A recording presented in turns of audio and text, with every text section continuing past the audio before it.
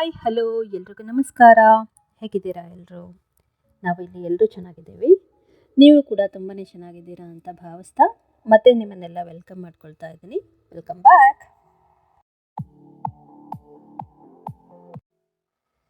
ಇವತ್ತು ನಾವು Washington D ಸಿಯಲ್ಲಿ ಇರೋವಂಥ ವೈಟ್ ಹೌಸ್ಗೆ ಹೋಗ್ತಾ ಇದ್ದೀವಿ.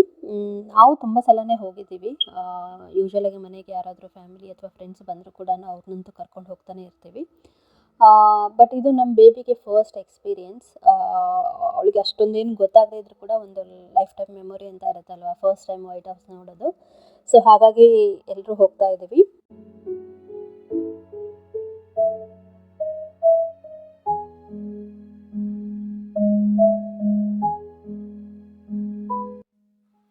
ಸೊ ನಾವು ಇವತ್ತು ಮೆಟ್ರೋದಲ್ಲೇ ಹೋಗ್ತಾ ಇದ್ದೀವಿ. ಮುಂಚೆ ಎಲ್ಲ ತುಂಬ ಕಾರಲ್ಲೇ ಹೋಗ್ತಾ ಇದ್ವಿ. ಬಟ್ ಇತ್ತೀಚೆಗೆ ಮೆಟ್ರೋದಲ್ಲಿ ಹೋಗೋದು ತುಂಬ ಫನ್ ಅನಿಸುತ್ತೆ. ಸ್ಪೆಷಲಿ ಕಿಡ್ಸ್ಗೂ ತುಂಬ ಇಷ್ಟ ಆಗುತ್ತೆ. ನಮ್ಮ ಮಗನಿಗಂತೂ ನಾವು ಡಿ ಸಿ ಕಡೆ ಹೋಗ್ತೀವಿ ಅಂತಂದರೆ ಮೆಟ್ರೋದಲ್ಲೇ ಹೋಗೋಣ ಅಂತ ಹೇಳ್ತಾನೆ. ಸೊ ಹಾಗಾಗಿ ಮೆಟ್ರೋದಲ್ಲಿ ಹೋಗೋಣ ಅಂತ ಹೇಳಿಬಿಟ್ಟು ಸ್ಟೇಷನ್ಗೆ ಬಂದು ಅಲ್ಲಿ ಕಾರ್ ಬಿಟ್ಟು ಅಲ್ಲಿಂದ ಮೆಟ್ರೋ ಕ್ಯಾಚ್ ಮಾಡಿಕೊಂಡು ಡಿ ಸಿಗೆ ಹೊರಡ್ತಾ ಇದ್ದೀವಿ. ಈಗ ಬೇಬಿನೂ ಆ್ಯಡ್ ಆಗಿರೋದ್ರಿಂದ ಅವಳಿಗೂ ಫಸ್ಟ್ ಟೈಮ್ ಅಲ್ವಾ, ಸೊ ಹಾಗಾಗಿ ಫನ್ ಇರುತ್ತೆ, ಚೆನ್ನಾಗಿರುತ್ತೆ ಅಂತ ಹೇಳ್ಬಿಟ್ಟು ಹೋಗ್ತಾ ಇದ್ದೀವಿ. ಬಟ್ ದೊಡ್ಡ ಸ್ಟ್ರಾಲರ್ ತೊಗೊಂಡಿಲ್ಲ, ಚಿಕ್ಕ ಸ್ಟ್ರಾಲರೇ ತೊಗೊಂಡು ಬಂದಿದ್ದೀವಿ. ಯಾಕಂದರೆ ಟ್ರೈನಲ್ಲೆಲ್ಲ ಓಡಾಡುವಾಗ ಸ್ವಲ್ಪ ಸಣ್ಣದಾಗಿ ಕಾಂಪ್ಯಾಕ್ಟ್ ಆಗಿದ್ರೇ ಚೆನ್ನಾಗಿರುತ್ತೆ ಅಂತ ಹೇಳ್ಬಿಟ್ಟು.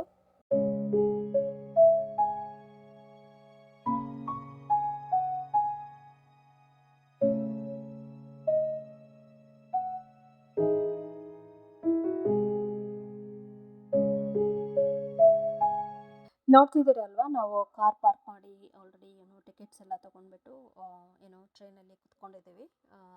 ಆ್ಯಕ್ಚುಲಿ ಇದು ವೀಕೆಂಡ್ ಆಗಿರೋದ್ರಿಂದ ಅಷ್ಟೊಂದು ರಶ್ ಇಲ್ಲ. ವೀಕ್ ಡೇಸ್ ಆದ್ರೇ ಯೂಶ್ವಲಾಗಿ ಮೇರಿಲ್ಯಾಂಡ್ ಆಗಿರ್ಬೋದು ಅಥವಾ ಪಕ್ಕದಲ್ಲಿರುವಂಥ ವರ್ಜಿನಿಯಾ ಆಗಿರ್ಬೋದು, ಡಿ ಸಿ ಹೋಗೋರು ಇರ್ತಾರಲ್ಲ ಆವಾಗ ಇದು ತುಂಬಾ ರಶ್ ಇರುತ್ತೆ ಅಂತ ಹೇಳ್ಬೋದು. ಬಟ್ ಇವತ್ತು ವರ್ಕಿಂಗ್ ಡೇ ಅಲ್ವಾ, ಸೊ ಹಾಗಾಗಿ ಅಷ್ಟೊಂದು ರಶ್ ಇಲ್ಲ. ಹಾಗೆಯೇ ವೀಕೆಂಡ್ಸಲ್ಲಿ ಹೆಂಗಿರುತ್ತೆ ಅಂದರೆ ಸ್ವಲ್ಪ ಎವ್ರಿ 20 ಮಿನಿಟ್ಸ್ ಹಾಗೆ ಒಂದೊಂದು ಟ್ರೈನ್ ಬರ್ತಾ ಇರುತ್ತೆ. ಬಟ್ ವೀಕ್ ಡೇಸ್ ಆದರೆ ಎವ್ರಿ 10 ಮಿನಿಟ್ಸ್ ಹಾಗೆ ಬರ್ತಾ ಇರುತ್ತೆ.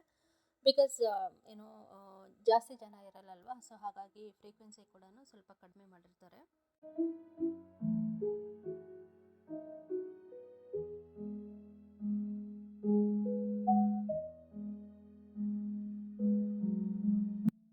ನೋಡ್ಬೋದು ನೋಡಿ, ಸ್ಟೇಷನ್ ಎಷ್ಟೊಂದು ಕ್ಲೀನಾಗಿದೆ.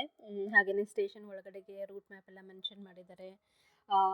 ಸೊ ಹಾಗೆಯೇ ಇಲ್ಲಿ ಡಿಸ್ಪ್ಲೇ ಮಾಡ್ತಾರೆ ನೆಕ್ಸ್ಟ್ ಸ್ಟೇಷನ್ ಯಾವ್ದು ಬರುತ್ತೆ ಅಂತ ಹೇಳಿಬಿಟ್ಟು. ಸೊ ಹಾಗೆಯೇ ಡೋರ್ ಯಾವಾಗ ಓಪನ್ ಆಗುತ್ತೆ, ಯಾವಾಗ ಕ್ಲೋಸ್ ಆಗುತ್ತೆ ಅಂತ ಒಂದು 5 ಸೆಕೆಂಡ್ಸ್ 10 ಸೆಕೆಂಡ್ಸ್ ಮುಂಚೆನೇ ಸ್ವಲ್ಪ ಇಲ್ಲಿ ಮೆನ್ಷನ್ ಮಾಡ್ತಾರೆ. ಹಾಗೆಯೇ ಯೂಶ್ವಲಾಗಿ ಮೆಟ್ರೋ ಅಂದರೆ ತುಂಬ ಸ್ಪೀಡಾಗೇ ಹೋಗ್ತಾ ಇರುತ್ತಲ್ವ, ಸೊ ಹಾಗಾಗಿ ಸ್ವಲ್ಪ ಹತ್ತುವಾಗ ಇಳುವಾಗ ಹುಷಾರಾಗೇ ಇರಬೇಕು. ಒಳಗಡೆ ಇರ್ತೀವಲ್ಲ, ನಮಗೆ ಆ್ಯಕ್ಚುಲಿ ಸ್ಪೀಡ್ ಗೊತ್ತಾಗಲ್ಲ. ಈ ಥರ ಸ್ಟೇಷನಲ್ಲಿ ನಿಂತು ನೋಡಿದಾಗ ಗೊತ್ತಾಗುತ್ತೆ ಆ್ಯಕ್ಚುಲಿ ಟ್ರೈನ್ಗಳೆಲ್ಲ ಎಷ್ಟು ಫಾಸ್ಟಾಗಿ ಹೋಗುತ್ತೆ ಅಂತ ಹೇಳ್ಬಿಟ್ಟು.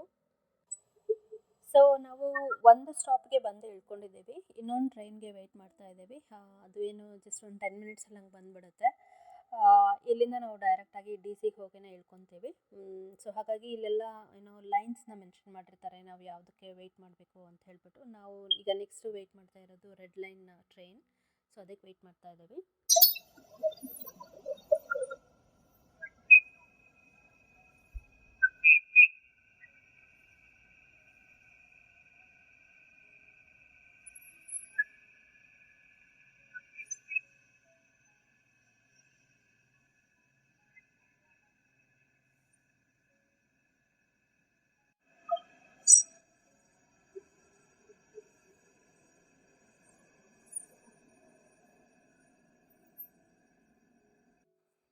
ಸೊ ಈ ಥರ ಮಕ್ಕಳ ಜೊತೆ ಎಲ್ಲ ಟ್ರಾವೆಲ್ ಮಾಡುವಾಗ ಅವ್ರಿಗೆ ಪ್ರತಿಯೊಂದೂ ಹೊಸದಲ್ವಾ, ಸೊ ಅಬ್ಸರ್ವ್ ಮಾಡೋದಾಗಿರ್ಬೋದು, ಎಕ್ಸ್ಪ್ಲೋರ್ ಮಾಡೋದಾಗಿರ್ಬೋದು, ನೋಡಿದಾಗ ಖುಷಿಯಾಗುತ್ತೆ. ಅವ್ರ ಜೊತೆನೂ ನಾವು ಒಂಥರ ಚಿಕ್ಕ ಮಕ್ಕಳ ಥರ ಆಗಿಬಿಡ್ತೀವಿ.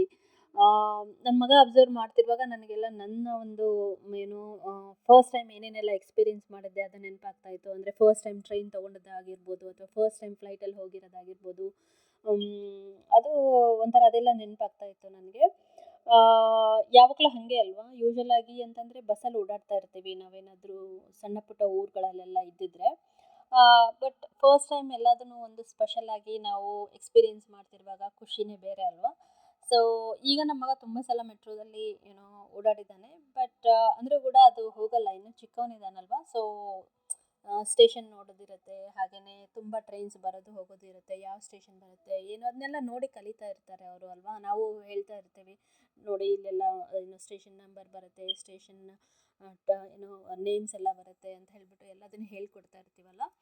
ಸೊ ಇದು ಒಂದು ಜರ್ನಿನೇ ತುಂಬ ಖುಷಿ ಕೊಡುವಂಥ ವಿಷಯ ಅಂತ ಹೇಳ್ಬೋದು. ಸೊ ಹಾಗಾಗಿ ನಾನು ಈಚ್ ಆ್ಯಂಡ್ ಎವ್ರಿ ಮೂಮೆಂಟನ್ನು ಚೆರಿಷ್ ಮಾಡೋದಕ್ಕೆ ಏನೋ ಪ್ರಯತ್ನ ಮಾಡ್ತಾನೆ ಇರ್ತೀವಿ.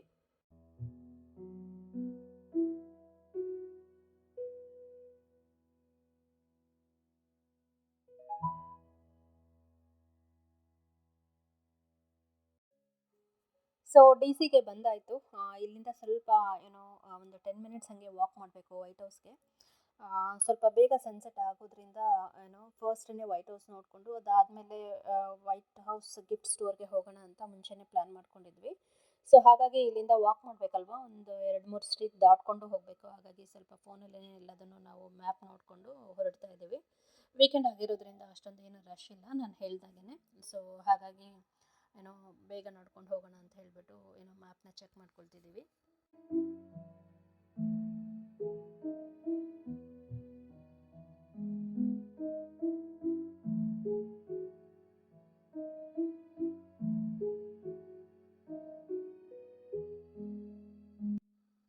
ಸೊ ನೋಡ್ತಾ ಇದ್ದೀರಲ್ವಾ, ಯಾರನ್ನು ರೋಡ್ ಕ್ರಾಸ್ ಮಾಡುವಾಗ ರಶ್ ಮಾಡ್ತಾ ಇಲ್ಲ.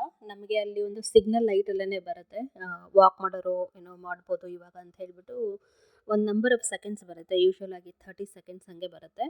ಸೊ ಆ 30 ಸೆಕೆಂಡಲ್ಲಿ ಎಷ್ಟು ಜನ ಆಗುತ್ತೋ ಅಷ್ಟು ಕ್ರಾಸ್ ಮಾಡ್ತಾರೆ ಆರಾಮಾಗಿ. ಸೊ ಅದು 30 ಸೆಕೆಂಡಿಂದ ಝೀರೋಗೆ ಬಂದಮೇಲೆ ಆ ಕಡೆಯಿಂದ ಏನು ವೆಯ್ಟ್ ಮಾಡ್ತಾ ಇರ್ತಾರಲ್ವ ಕಾರ್ ಪಾಸ್ ಆಗೋರು, 0 ಸೆಕೆಂಡ್ಸ್ ಬಂದಮೇಲೆ ಅವರು ಹೋಗಬೇಕಾಗತ್ತೆ. ಸೊ ಅಲ್ಲಿವರೆಗೂ ವೆಯ್ಟ್ ಮಾಡ್ತಾರೆ.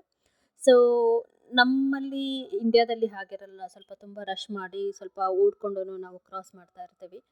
ಸೊ ಬಟ್ ಇಲ್ಲಿ ಹಾಗಲ್ಲ, ಪ್ರಾಪರಾಗಿ ನೀಟಾಗಿ ಏನೋ ಎಲ್ಲರೂ ರೋಡ್ ಕ್ರಾಸ್ ಮಾಡೋವರೆಗೂ ತುಂಬ ನೀಟಾಗಿಯೇ ವೆಯ್ಟ್ ಮಾಡಿಯೇ ಹೋಗ್ತಾರೆ.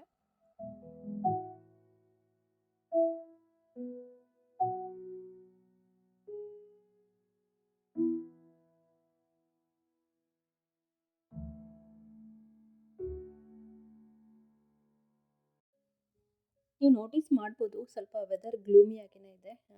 ಸನ್ನಿ ಡೇ ಆಗಿದ್ದರೆ ಇನ್ನೂ ತುಂಬ ಚೆನ್ನಾಗಿರೋದು, ಬಿಸಿಲಿದ್ದಿದ್ರೆ.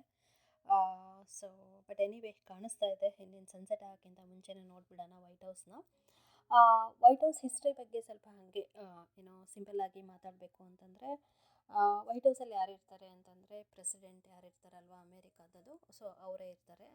ಅವ್ರದ್ದು ಮನೆ ಕೂಡ ಆಗಿರುತ್ತೆ, ಹಾಗೆಯೇ ಇದು ಆಫೀಸ್ ಅಂತಲೂ ಕನ್ಸಿಡರ್ ಮಾಡ್ತಾರೆ. ಸೊ ಇಲ್ಲಿ ಪ್ರೆಸೆಂಟ್ ಯಾರು ಪ್ರೆಸಿಡೆಂಟ್ ಆಗಿರ್ತಾರಲ್ಲ, ಸೊ ಅವ್ರ ಫ್ಯಾಮಿಲಿಗೇ ಫಸ್ಟ್ ಫ್ಯಾಮಿಲಿ ಅಂತಲೇ ಕರೀತಾರೆ ಯೂಶ್ವಲಾಗಿ.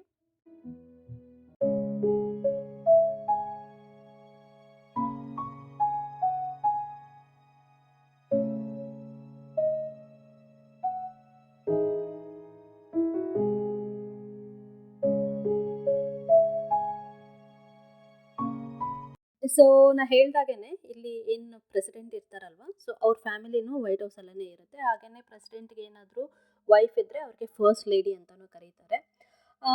ವೈಟ್ ಹೌಸ್ ಏನೋ ಕನ್ಸ್ಟ್ರಕ್ಷನ್ ಬಗ್ಗೆ ಹೇಳೋದಾದರೆ, ಕನ್ಸ್ಟ್ರಕ್ಷನ್ ಸ್ಟಾರ್ಟ್ ಮಾಡಿದ್ದು 1792 ಅಕ್ಟೋಬರಲ್ಲಿ, ಕಂಪ್ಲೀಟ್ ಮಾಡಿದ್ದು ಆಲ್ಮೋಸ್ಟ್ 1800 ನವಂಬರಲ್ಲಿ. ಅಂದರೆ ಆಲ್ಮೋಸ್ಟ್ 8 ಇಯರ್ಸ್ ಹಾಗೆ ತೊಗೊಂಡಿದ್ದಾರೆ ಕಂಪ್ಲೀಟ್ ಮಾಡೋದಕ್ಕೆ.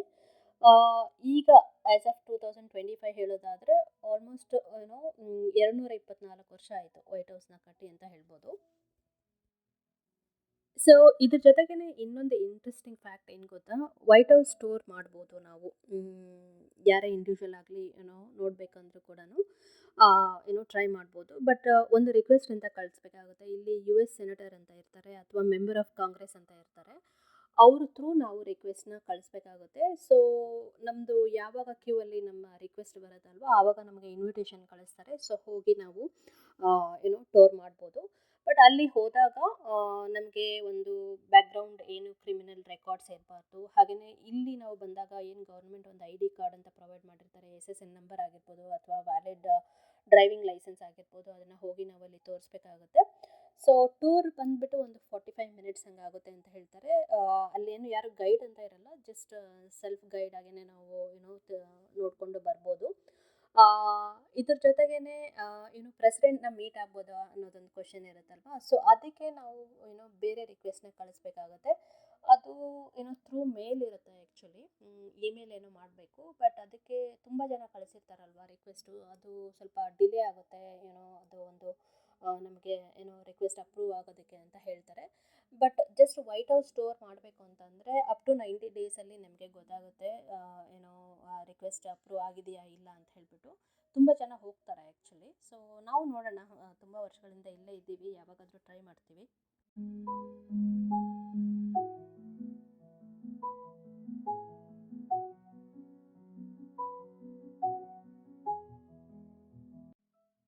ಸೊ, ನೋಡ್ಬೋದು ನೀವು ಇಲ್ಲಿ ನಾವು ಎಕ್ಸಾಕ್ಟಾಗಿ ವೈಟ್ ಹೌಸ್ ಮುಂದ್ಗಡೆನೇ ಇದ್ದೀವಿ. ಹಾಗೆಯೇ ಇಲ್ಲಿ ಪ್ರೊಟೆಸ್ಟ್ ನಡೀತಾ ಇತ್ತು. ನಾವು ಹೋಗಿದ್ದ ದಿನ ಯುಕ್ರೇನ್ ಮೇಲೆ ವಾರ್ ಆಗಿತ್ತಲ್ವಾ? ಸೊ, ಅದರ ರಿಲೇಟೆಡ್ ಆಗಿ ಪ್ರೊಟೆಸ್ಟ್ ಮಾಡ್ತಾ ಇದ್ರು.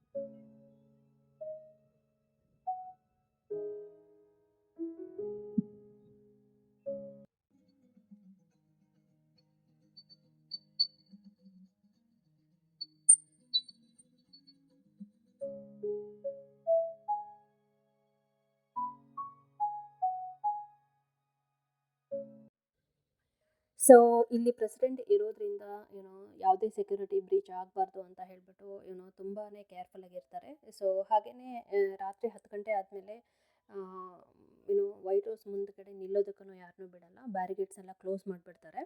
ಸೊ, ಹಾಗೆಯೇ ಇಲ್ಲಿ ಹೇಳಿದ್ನಲ್ಲ ನಾನು, ಪ್ರೊಟೆಸ್ಟ್ ನಡೀತಾ ಇತ್ತು ಅಂತ ಹೇಳ್ಬಿಟ್ಟು. ಯುಕ್ರೇನ್ಗೆ ಅವ್ರ ದೇಶದವ್ರು ಅಷ್ಟೇ ಅಲ್ಲ, ಆ್ಯಕ್ಚುಲಿ ಇಲ್ಲಿ US ಅಲ್ಲಿರೋ ಯಾವುದೇ ಇಮಿಗ್ರೆಂಟ್ಸ್ ಆದರೂ ಕೂಡ ಬಂದು ಇಲ್ಲಿ ಸಪೋರ್ಟ್ ಮಾಡ್ಬೋದು, ನೋಡ್ಬೋದು. ಎಲ್ಲ ಥರ ಜನನೂ ಇಲ್ಲಿದ್ದಾರೆ.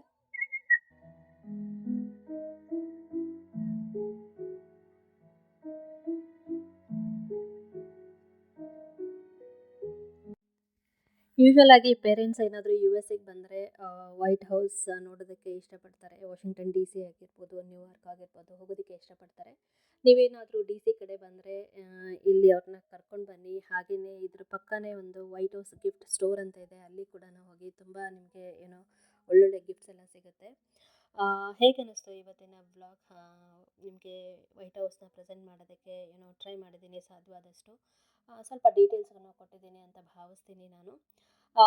ಈಗ ಇಲ್ಲಿ ನಾವು ನೋಡ್ತಾ ಇರೋದು ಒಂದು ವೈಟ್ ಹೌಸ್ ಪಕ್ಕ ಪಾರ್ಕ್. ಆ್ಯಕ್ಚುಲಿ ಎಲ್ಲ ತುಂಬ ಬೆಂಚಸ್ಗಳೆಲ್ಲ ಇದೆ, ಕುತ್ಕೊಂಡು ನೋಡ್ಬೋದು.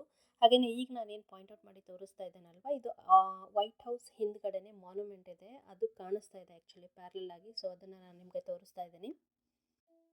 ಸೊ, ಯಾರಾದರೂ ಹೊಸದಾಗಿ ನನ್ನ ವ್ಲಾಗ್ಸನ್ನು ನೋಡ್ತಾ ಇದ್ದರೆ, ನನ್ನ ಹೆಸರು ಸಂಗೀತ. ನಾನು ಅಮೇರಿಕಾದಿಂದ ಕನ್ನಡ ವ್ಲಾಗ್ಸ್ನ ಮಾಡ್ತಾ ಇರ್ತೀನಿ. ಸಬ್ಸ್ಕ್ರೈಬ್ ಮಾಡ್ಕೊಳ್ಳಿ. ಹಾಗೆಯೇ ನಿಮ್ಮ ಪ್ರೀತಿಯ ಕನ್ನಡತೆಯನ್ನು ಹರಸಿ ಮತ್ತು ಹಾರೈಸಿ ಅಂತ ಕೇಳ್ಕೊಳ್ತೀನಿ.